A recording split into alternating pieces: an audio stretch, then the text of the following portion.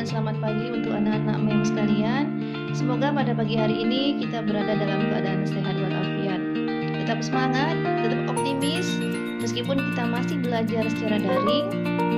Dan mari kita berdoa bersama-sama agar pandemi COVID-19 ini bisa segera berlalu.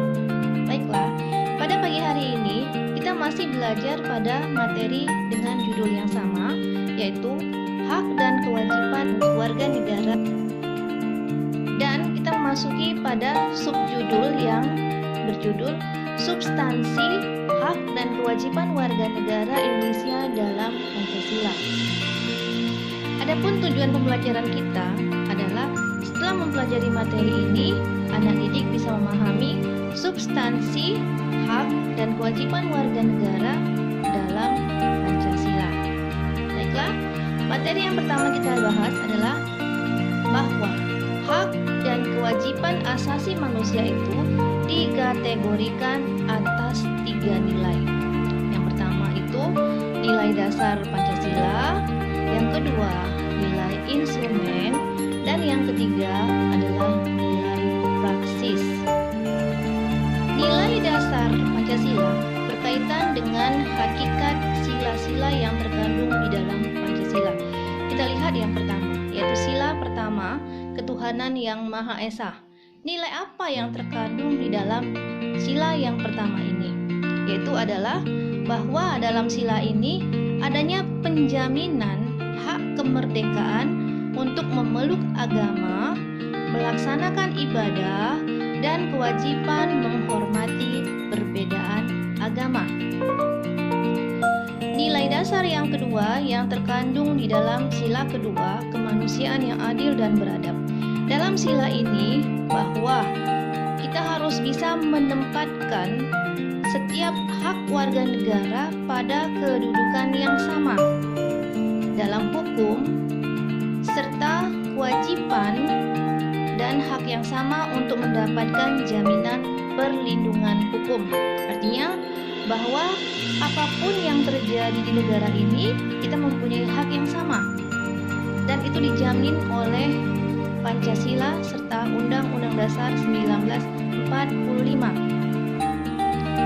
Yang ketiga, yang terkandung dalam sila Persatuan Indonesia, yaitu mengamanatkan adanya persatuan bagi bangsa Indonesia yang diwujudkan dengan adanya semangat gotong royong, saling membantu, saling menghormati, rela berkorban, dan menempatkan kepentingan negara di atas kepentingan pribadi ataupun golongan. Hal ini sesuai dengan prinsip hak asasi manusia, bahwa hendaknya manusia itu bisa bergaul satu sama lainnya dalam semangat persaudaraan. Yang keempat, yaitu yang terkandung dalam sila Pancasila, sila keempat, kerakyatan yang dipimpin oleh hikmat kebijaksanaan dalam permusyawaratan perwakilan. Maknanya adalah setiap mengambil keputusan, kita harus selalu melalui jalur permusyawaratan, baik dalam kehidupan pemerintahan, bernegara, maupun bermasyarakat. Kita harus bisa mempunyai pemikiran yang demokratis, menghargai hak setiap warga negara untuk musyawarah mufakat yang dilakukan tanpa adanya tekanan, paksaan, ataupun intervensi yang bisa membelenggu hak-hak partisipasi warga negara. Dan yang kelima, dalam sila yang kelima, keadilan sosial bagi seluruh rakyat Indonesia, yaitu mengakui hak milik perorangan, dilindungi pemanfaatannya oleh negara, serta memberi kesempatan sebesar-besarnya kepada masyarakat. Itulah substansi hak warga negara yang tertuang dalam nilai dasar Pancasila. Berikutnya kita lihat nilai instrumen. Nilai instrumen itu apa? Yang pertama, bahwa nilai instrumen itu merupakan penjabaran dari nilai-nilai dasar Pancasila. Nilai instrumen ini sifatnya lebih khusus dibandingkan dengan nilai dasar.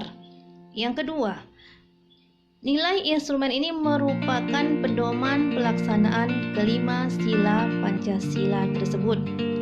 Yang ketiga, bahwa perwujudan nilai instrumen pada umumnya berbentuk ketentuan-ketentuan konstitusional mulai dari Undang-Undang Dasar Negara Indonesia tahun 1945 sampai dengan peraturan daerah.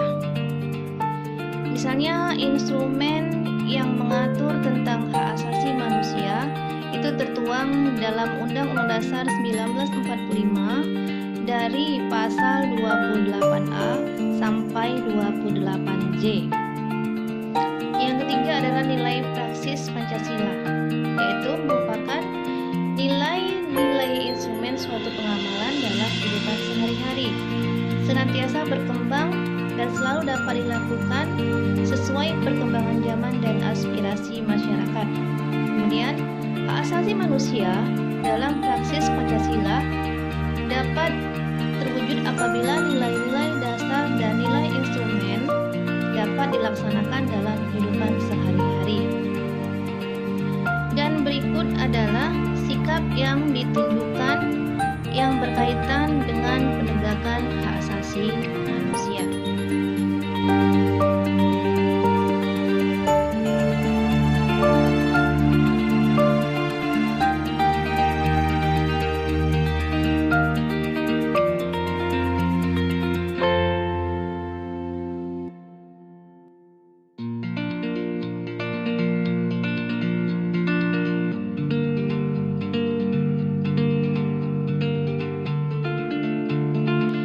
Demikianlah materi kita pada pagi hari ini.